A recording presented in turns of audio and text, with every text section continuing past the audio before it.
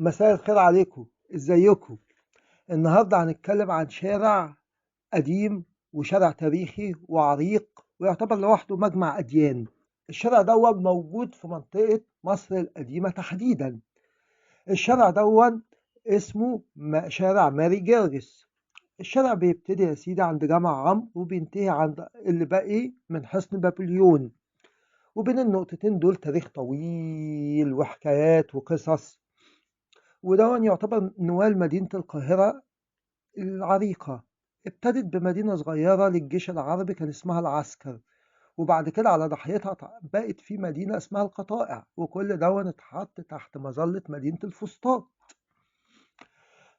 طيب نتكلم بالنسبة لشخصية ماري جرجس أو مار جرجس أو سان جورج زي ما بتتقال بالإنجليزي. مين هو؟ نبتدي بقى نتكلم الأول. معنى كلمة مار هي كلمة معناها سيد أو قديس، دي باللغة السريانية، واتنقلت لكلمة ماري يعني معناها سيدي، ودي كلمة سريانية برضو، واستخدمها الأقباط. يعني الأقباط عندنا استخدموا كلمة ماري. تمام. اللي هو ماري جرجس أو مار جرجس أو الشهيد جورجيوس الكابيدوكي أو مار جرجس الروماني. ده كان معروف إنه أمير واتزعم ثورة في منطقة كابيدوك. منطقة كابيدوك دي في منطقة في وسط تركيا حاليا في آسيا الصغرى. وقتها اتزعم الثورة ضد منشور الاضطهاد واتأثر واتعذب واتقطع راسه. في خلاف بقى من المصادر إن هو هل اتقطع راسه في أيام دقلديانوس ولا أيام ديانوس. في اختلاف هنا بين المصادر، بس من المرجح بيقولوا انه كان ايام دقلديانوس اسف. واستشهد في يوم 23 برمودا بالتاريخ القبطي. شا... شارع ماري جرجس شارع غني جدا بالآثار الدينية ومجمع أديان. من أشهر آثاره جامع عمرو اللي فضل من حصن بابليون، كنيسة القديس مينا، كنيسة ماري جرجس، كنيسة الشهيد مرقريوس اللي هو معروف باسم أبي سيفين، الكنيسة المعلقة، معبد بني عزرا، وموجود كنايس وأديرة كتير. المنطقة دي بالتحديد كانت عاصمة الدولة ومقر الحكم والدواوين وصك العملة في أيام عصر الولاء، أيام الفتح العربي. آه، بعد ما تسلم بعد ما تسلم حصن بابليون بمعاهدة صلح مع المقوقس، وحضروا عمرو بن العاص والزبير بن العوام. وكان في الأول كان عمرو بن العاص كان عاوز الإسكندرية تبقى عاصمة لمصر، لكن أمير المؤمنين عمر بن الخطاب مرضيش لعدة أسباب، منها إنه كان عايز مكان قريب في الاتصال مع المدينة اللي هي عاصمة الخلافة، عشان لو حصل أي هجوم من الرومان يبقوا قريبين والرسائل توصل بسرعة ويقدر يلحق.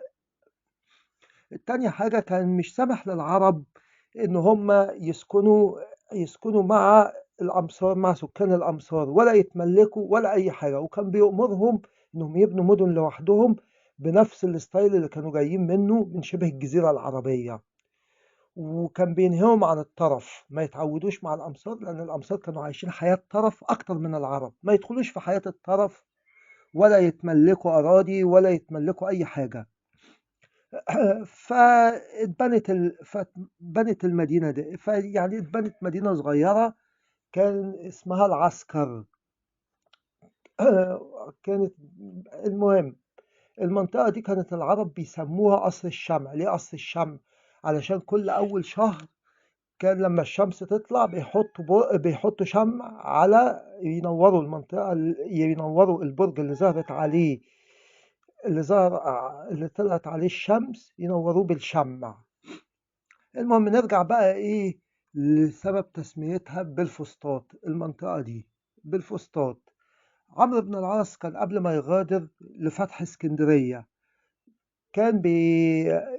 كان بيشيل الخيام اللي هو حاططها. جم يشيلوا خيمته لقى عليها حمامة عششت، فقال لهم لا خلاص سيبوها، سيبوها خلاص، الحتة دي اتسمت الفسطاط.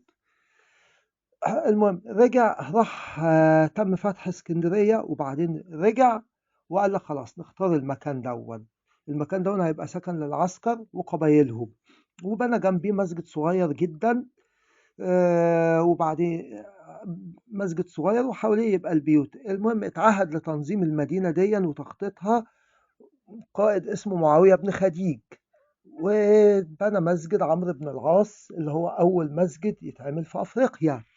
كان مسجد بصراحة صغير، معمول على مرفوع على عيدان النخل ومتسقف، والسقوف مسقوبة علشان الشمس تدخل، وما كانش له مأذنة. المهم عمرو بن العاص راح قال لك أنا أعمل فيه منبر. الخليفة عمر بن الخطاب مرضيش وقال له شيل المنبر، فراح شايله. في المنطقة دي، في منطقة العسكر أو الفسطاط، كل قبيلة كانت بتسكن لوحدها بمعزل عن القبيلة التانية. فضلوا ماسكين يعني المناطق اللي سكنوا فيها. في مناطق الفسطاط كان من أول النيل واسطبل عنتر، من أول النيل واسطبل وعين الصيرة. دي كانت مناطق كل قبيلة لوحدها سكنت.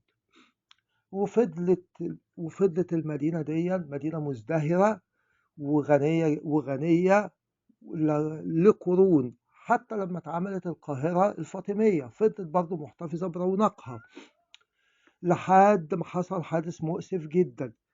لا، في عهد الملك الصليبي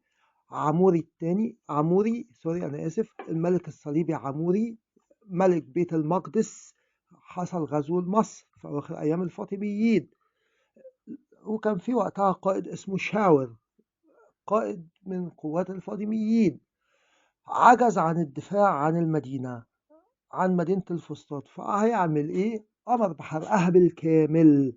المقريزي بيقول إن شاور بعت 20,000 قارورة نفط و10,000 مشعل نار وحرق المدينة، وكان منظر مهول، لدرجة إن حسب كلامه اللي هو المقريزي إن الحريقة فضلت شغالة 45 يوم. لكن بعد 3 سنين جه صلاح الدين بناها تاني وضمها للقاهرة في سور واحد، وجدد جامع عمرو بن العاص، ورجع تاني النشاط التجاري لمنطقة الفسطاط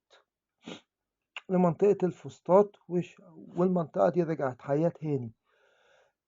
أتمنى إن القصة تكون عجبتكم وحكاية الشارع تكون عجبتكم.